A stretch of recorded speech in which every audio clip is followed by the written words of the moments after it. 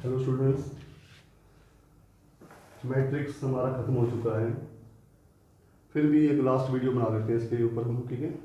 एक सम हम कर लेते हैं, मिसलेनियस एक दो क्वेश्चन हैं, तो एक असाइनमेंट कर लेंगे इसके बाद हम, और फिर हमारा फोर्थ चैप्टर हम स्टार्ट कर लेंगे, ठीक है। चलो, हमने कहाँ तक कर लिए थे, आपको मैंने फोर्थ क्वेश्चन करवा दिया था मिसलेनियस का। फिफ्थ क्वेश्चन आप देख लो क्या है। फिफ्थ में हमारे पास है, show that B transpose A B symmetric और skew symmetric according as A symmetric और स्क्यू सिमेट्रिक। आराम से देखो, सबसे पहले तो इंग्लिश को पकड़ो। केस 1 कह रहा है वो कि व्हेन ए इज सिमेट्रिक, ए क्या है, सिमेट्रिक है। केस 2 में क्या कह रहा है वो, जब ए क्या हो, skew symmetric, when A is skew symmetric.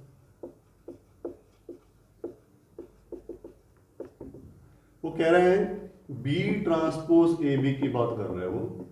ये एक मैट्रिक्स, ऑब्वियसली 3 मैट्रिसेस हैं, उनको मल्टीप्लाई किया तो एक मैट्रिक्स बनेगी। B transpose A B symmetric हो जब ए सिमेट्रिक हो, B transpose A B skew symmetric हो जब ए स्क्यू सिमेट्रिक हो। यानी कि इस पे डिपेंड, मतलब इसको शो करना है आपने। तो जब ए सिमेट्रिक हो तो क्या होगा, ए ट्रांसपोज की वैल्यू ए के बराबर होगी ना। जब स्क्यू होगा तो ए ट्रांसपोज की वैल्यू माइनस ए के बराबर होगी।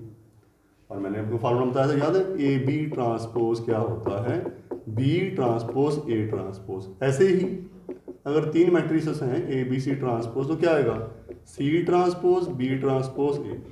एंड से स्टार्टिंग की तरफ आपको आ जाना है ट्रांसपोज लगाते हुए।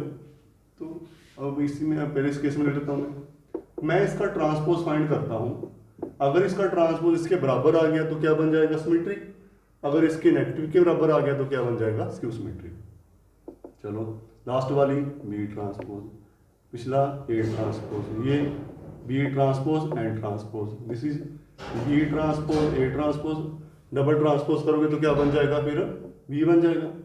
बट ए ट्रांसपोज की वैल्यू हमारे पास क्या है, ए, तो क्या हो जाएगा हमारे पास बी ट्रांसपोज ए बी, क्योंकि ए ट्रांसपोज की वैल्यू हमारे पास क्या है, ए है, ठीक है। तो देखो, जिसका आपने ट्रांसपोज फाइंड किया वही हमारे पास दोबारा आ गया, तो क्या बन जाएगा, ये सिमेट्रिक हो गया ना। इसका ट्रांसपोज फाइंड किया, सेम आ गया। Therefore B transpose A B is symmetric matrix, ठीक है, सिमेट्रिक होगी हमारे पास ये। ऐसे ही अगर स्क्यू सिमेट्रिक है तो बी ट्रांसपोज ए बी का जब आप ट्रांसपोज फाइंड करोगे, यहीं पहुंचोगे ना आप, इसमें यहाँ लिख दोगे ना, क्योंकि ए ट्रांसपोज ए के बराबर है, ये बन गया। फिर वही बी ट्रांसपोज यहाँ तक कर लोगे ना, सेम आ गया। अब यहाँ ए ट्रांसपोज की वैल्यू क्या है, minus A, B transpose minus A and B, वो माइनस बाहर ही आएगा, तो minus B transpose A B. एक मैट्रिक्स का ट्रांसपोज फाइंड किया, वो उसी के नेगेटिव के बराबर आ गया, तो ये क्या बन गई हमारे पास, स्क्यू सिमेट्रिक, ठीक है। क्या बन गई ये, स्क्यू सिमेट्रिक बन गया हमारे पास, ये हो गया। अब क्वेश्चन नंबर 6 देख लो इसका आप, कि एक मैट्रिक्स है A transpose A is equal to I, है ना। A transpose A is equal to I, एक मैट्रिक्स है हमारे पास। 6 क्वेश्चन है। हम एक काम करते हैं, मैट्रिक्स दे रखी है ए ट्रांसपोज ए, याद रखना पहले ट्रांसपोज बाद में मैट्रिक्स, लिखते वैसे ही है। इसका ट्रांसपोजिशन क्या आएगा, 0 x x ना, मैंने पहले कॉलम को पहली रो बना दिया, और ऐसे ही 2y y minus y, 2y y minus y, z minus z z, और z ये ए ट्रांसपोज, और इसको a से मल्टीप्लाई। ए क्या था आपका, 0 x x ऑब्वियसली ना, 2y y यही होगा, और z माइनस z है ना।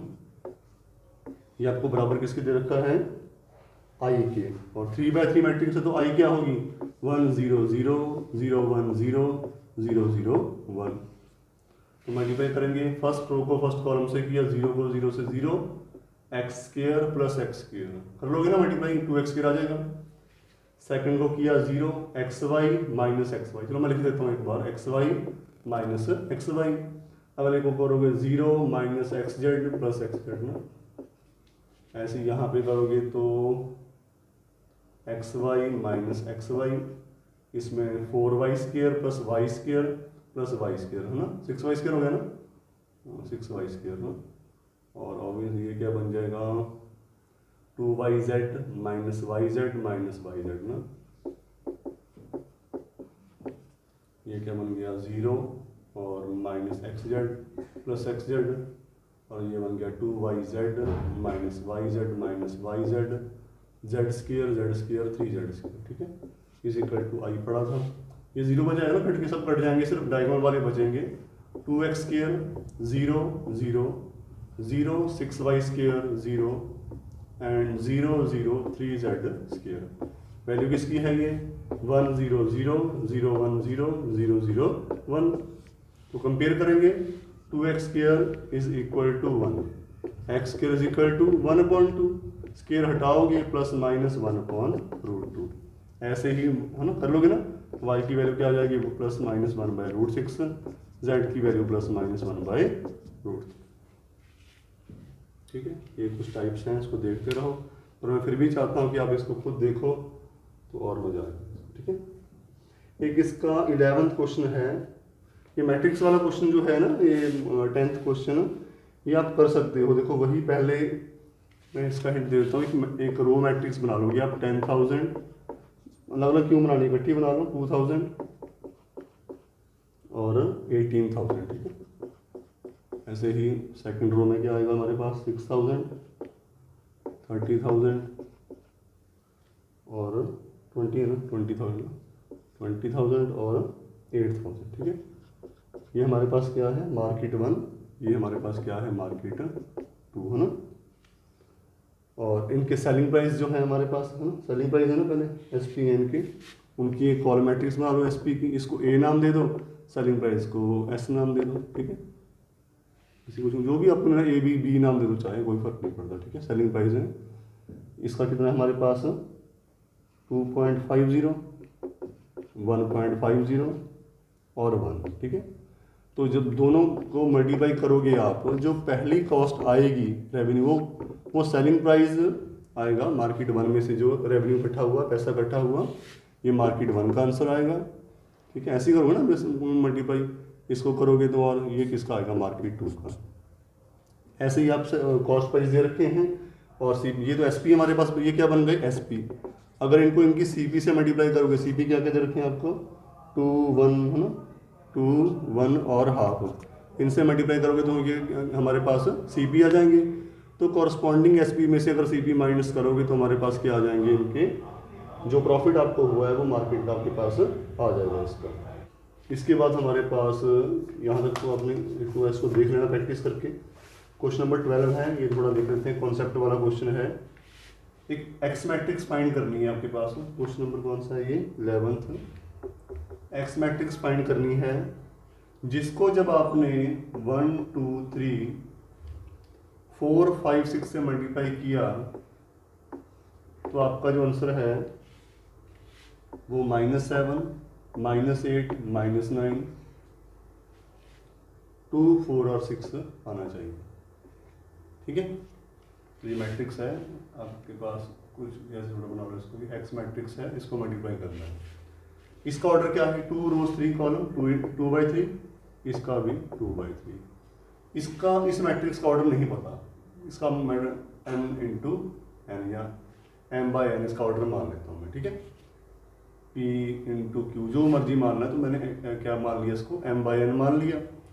अगर ये मैट्रिक्स इससे मल्टीप्लाई हो रही है तभी आंसर आएगा वाला ना, तो इसका मतलब इसके कॉलम और इसकी रोज बराबर होगी ना। पहला रूल हमारा ये था ना मल्टीप्लिकेशन का, कि पहली मैट्रिक्स के कॉलम सेकंड वाली के रोज के बराबर होने चाहिए। तो ये तो क्लियर होगा कि n की वैल्यू क्या आनी चाहिए 2। ठीक है, उसके बाद इनको हम कैंसिल कर देते हैं कि भाई ये तो मल्टीप्लाई हो गए, सेम हो गए, कैंसिल हो गए। जो मैट्रिक्स आएगी मल्टीप्लाई करने के बाद, उसमें ये नंबर ऑफ रोज होते हैं और ये नंबर ऑफ कॉलम, यानी कि m/3। और जब आपने इसको इसके इक्वेट किया इस मैट्रिक्स के, अगर दो मैट्रिक्स बराबर हैं तो उनके ऑर्डर क्या होंगे बराबर, तो इसका मतलब m की वैल्यू क्या होगी 2।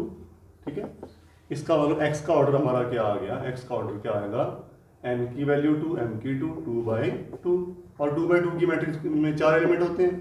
तो हम क्या करते हैं, x को एज्यूम कर लेते हैं क्या A B C D। ठीक है।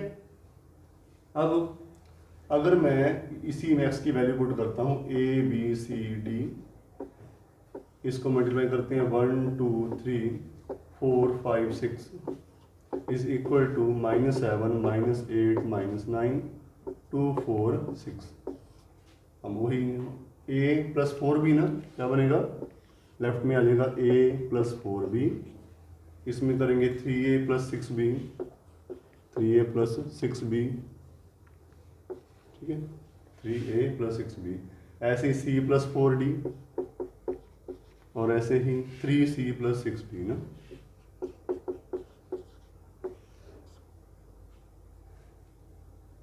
गलत हो रहा है, जैसे एक और भी आएगी हमारे पास ना, थर्ड उसको मल्टीप्लाई किया नहीं हमने।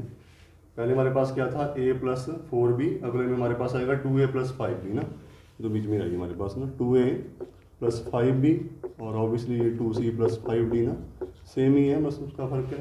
लास्ट में क्या आ गया 3a + 6b, और ये हमारे पास बन गया 3c + 5d,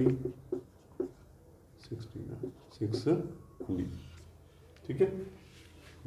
और ये इसके बराबर है -7 इज इक्वल टू -7 -8 -9 2 4 6। तो अगर मैं कंपेयर करूं एलिमेंट्स को, a + 4b की वैल्यू क्या आएगी -7, 2a + 5b की वैल्यू क्या आएगी -8। एलिमिनेशन, क्रॉस मल्टीप्लिकेशन, सब्स्टिट्यूशन जो भी लगाना लगाओ, और यहाँ से a और b फाइंड कर लो। ऐसे ही इनकी ना c + 4d की वैल्यू क्या आएगी 2, 2c + 5d की वैल्यू क्या आएगी 4। एलिमिनेशन कुछ भी करके जो मेथड आपको सूट करता है वहाँ से c और d फाइंड कर लो। जब चारों वैल्यू आ जाएं उनको यहाँ पुट कर देना ना, a b c d की जगह, यही था हमारे पास x ना, हमारे पास ये वैल्यूज, ठीक है। आई होप कि आपको समझ में आ रहे होंगे सारे के सारे। बाकी आप इसके जो डाउट पूछोगे वही मैं आपको बताता रहूँगा, ठीक है। जैसे भी है बस इतना ध्यान रखना है, MCQ लिए बताता हूँ मैं कि आई को मैं बता चुका हूँ पहले, आई को a से मल्टीप्लाई करोगे आंसर a, आई को a² से करोगे a², यानी कि आई खुद कुछ भी नहीं है, आई का स्क्वायर की आंसर क्या आएगा आई का क्यूब कर लोगे तो भी आंसर क्या आएगा आई, ठीक है। तो जैसे 1 का काम करता है इसी हिसाब से हमारे ये हो जाएंगे, तो इसको आप गो थ्रू हो जाओ। अब इसकी अब आपके ऊपर है, जब आप मेरे को कहोगे कि हाँ ये आपका मैट्रिक्स चैप्टर हो गया तो उसके बाद हम डिटरमिनेंट स्टार्ट कर लेंगे, ठीक है।